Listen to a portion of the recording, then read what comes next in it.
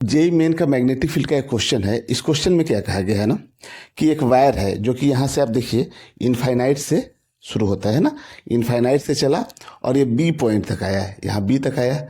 B तक आने के बाद वो इधर की ओर मुड़ा, ऐसे है ना, इधर की ओर मुड़ा और एक कंप्लीट सर्कल करने के बाद वो फिर ऐसे इधर निकल गया और इधर फिर ये इनफाइनाइट तक चला गया है। ठीक है ना। तो हम लोग को मैग्नेटिक फील्ड निकालना है। एक तो ये वायर का जो इधर इनफाइनाइट है ना, जो ए बी वाला लेंथ है इनफाइनाइट से बी तक, तो इसके कारण मैग्नेटिक फील्ड हम लोग ले लेते हैं कुछ B1। ठीक है, ये सर्कल वाला जो है इसके कारण हम लोग ले लेते हैं B2 और इसके कारण जो है हम लोग ले लेते हैं मैग्नेटिक फील्ड कितना B3। अब देखिए मैग्नेटिक फील्ड का जो डायरेक्शन होगा, हम लोग को इसी पॉइंट पे मैग्नेटिक फील्ड निकालना है। तो मैग्नेटिक फील्ड का डायरेक्शन तो B1 के कारण जो डायरेक्शन होगा ना वो कैसे अंदर की तरफ होगा, तो क्रॉस होगा। तो मैग्नेटिक फील्ड का इसको हम लोग क्या लिखते हैं, क्रॉस ले लेते हैं ना, अंदर की तरफ होगा। B2 के कारण अब देखिए तो ये सर्कल ऐसे कंप्लीट हो रहा है ना, ऐसे ही घूम रहा है ना, ऐसे, ठीक है ना, ऐसे घूम रहा है।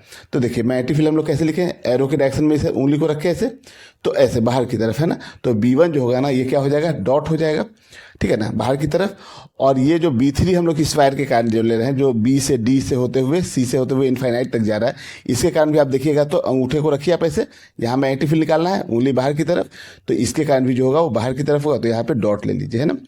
तो हम लोग इस डॉट वाले को ही पॉजिटिव बोल देते हैं, ठीक है ना। तो ये वाला क्या हो जाएगा, ये वाला वैल्यू क्या हो जाएगा, B1 निगेटिव ले लेंगे, है ना, क्योंकि एक डायरेक्शन को आपको पॉजिटिव लेना पड़ेगा, है ना। तो दूसरा अपोजिट वाला क्या हो जाएगा, निगेटिव। तो हम लोग को जो कुल मिलाकर जो निकालेंगे, जो बी नेट निकलने वाला है ना, बी नेट, वो कितना हो जाएगा, B2 और B3 को प्लस कर लीजिए, तो B2 प्लस B3 और माइनस का B1।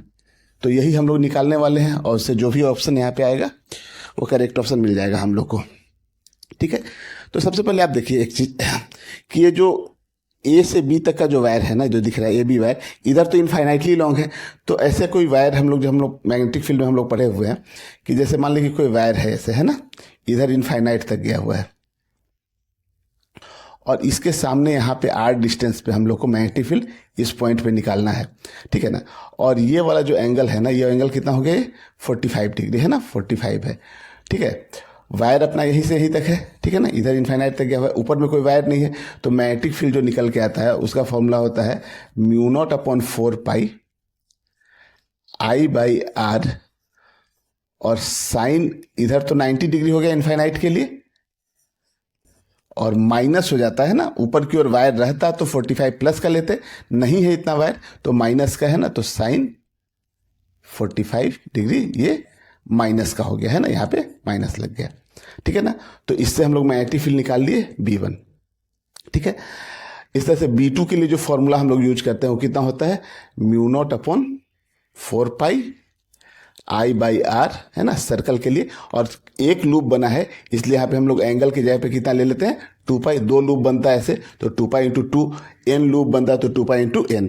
तो एक ही कंप्लीट लूप है तो यहाँ पे जो एंगल लिखेंगे वो 2π लिखेंगे, ठीक है ना। ये वाला अपना क्रॉस है ना, ये वाला अपना डॉट है। और जो B3 लिखेंगे ना, वो देखिए B3 में क्या होगा, एक साइड से इनफाइनाइटली लॉन्ग है और हम लोग को यही निकालना है। तो फिर से ये एंगल देखिएगा 45 हो जाएगा। तो μ0/4 I/r और साइन 90 और प्लस साइन 45, ये समझ में आ रहा है ना, ठीक है ना। तो इस तरह से हम लोग B1 B2 और B3 तीनों की वैल्यू लिखेंगे और यहां से B नेट निकल आएगा, ठीक है। तो देखिए, तो B जो नेट आएगा ना, तो हम लोग B1 की वैल्यू देखिए कितने लिखे हैं यहाँ पे, B1 की जो B2 की वैल्यू जो थी वो μ0/4 और I/r और इंटू एंगल था 2π, प्लस जो ये वाला वायर है ना, ये हम लोग तो इस सर्कल के लिए ले लिए, इस वायर के लिए लिखते हैं हम लोग तो μ0/4 I/r और साइन 90 की वैल्यू हो गई 1 और प्लस साइन 45 की वैल्यू हो गई 1/√2, ठीक है ना। तो इसके कारण जो अपना था वो B2 था और ये B3 था, है ना। अब हम लोग B1 को लिखेंगे इसका, तो इसके लिए हम लोग क्या लिखे थे, प्लस का, सॉरी ये तो माइनस हो जाएगा यहां से, है ना,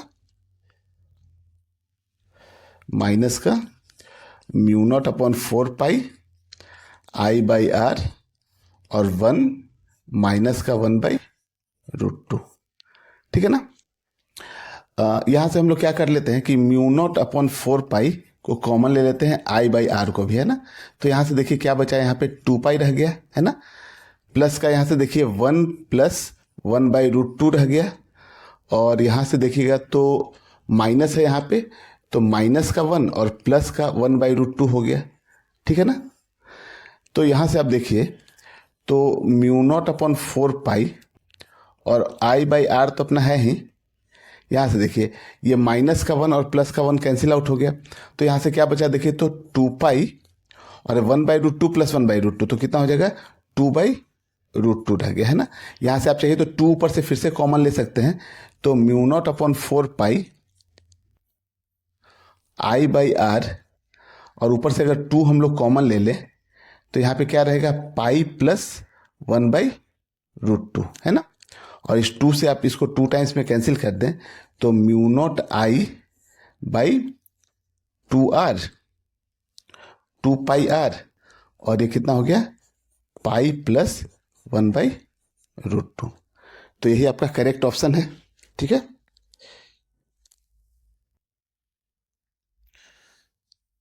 तो ये फर्स्ट ऑप्शन जो है ना अपना करेक्ट हो गया।